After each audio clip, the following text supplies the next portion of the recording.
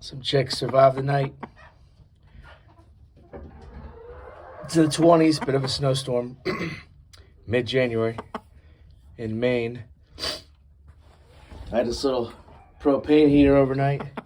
But now I'm going to take this whole bucket and just put it inside in this cool back room that I got in the house. And I'll put a heat lamp in there for a little bit as these guys hatch for the next day, maybe. Yeah, see how they do. The other clutch is outside now in a pen. In an insulated little barn, basically. But I'll see how they're doing, too. Put the bucket in. I got a mixture of sand and horse bedding pellets and some hardwood ashes from the wood stove for bedding. And this red heat lamp here because surely some chicks will spill out and they won't be able to jump back in. Maybe there's eggs hatching yet, but the heat lamp will at least enable them to stay warm and not freeze, even if they're not like at 100 degrees or 90 degrees or somewhere up there in the first week, they get hypothermia. So you need some kind of heat source, and eventually the hen will get off, abandon the unhatched eggs. But typically when the first chick starts hatching, it takes up to 2 days. This is what I'm trying out while I'm at work today. Might call it, take all the eggs and take the chicks that made it and get her out, and then she'll do her mothering from there. And then I won't really use the heat lamp. This back room's cool. They'll get acclimated. All right, new pen outside in the cock house. Basically, it's just a mini barn that I built.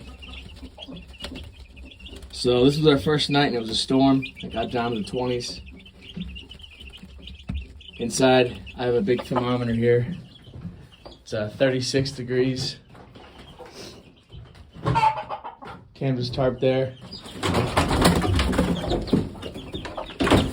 I shut that door at night.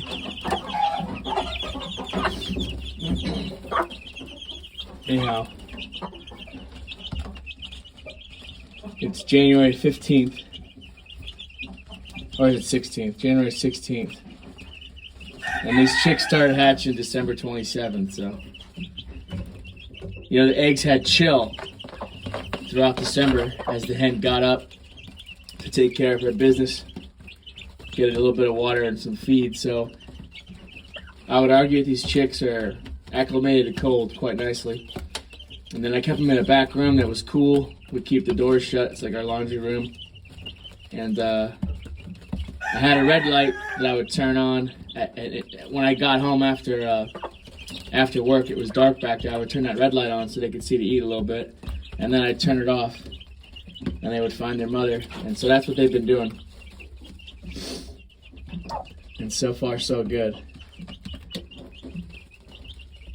By the time they're too big to fit all underneath her,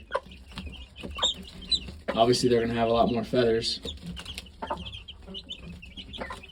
And I read sometime, I forget what, I was reading a book about feathers versus fur, and I read that feathers were actually warmer than fur, depending. But as like an evolutionary structure, just think of penguins.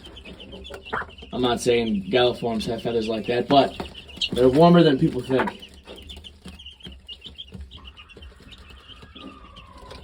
Yeah, I just pictured them emperor penguins down in Antarctica for months at a time, incubating eggs, just standing in a huddle on like a flat, glacier with all the wind and ice and snow, and they survive. So it is fascinating what feathers can do. They're just a specialized scale. So I'm hoping that these little chicks do just fine. This isn't ideal.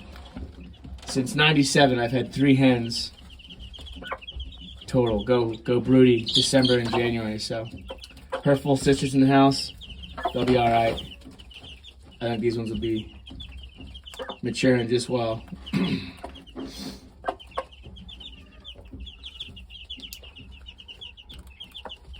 I can tell little stags already. The ones with these dark in their wings, at least 3 of them are stags. And the ones with the wheaten are the hens, or the little pullets. It's something I noticed with this family.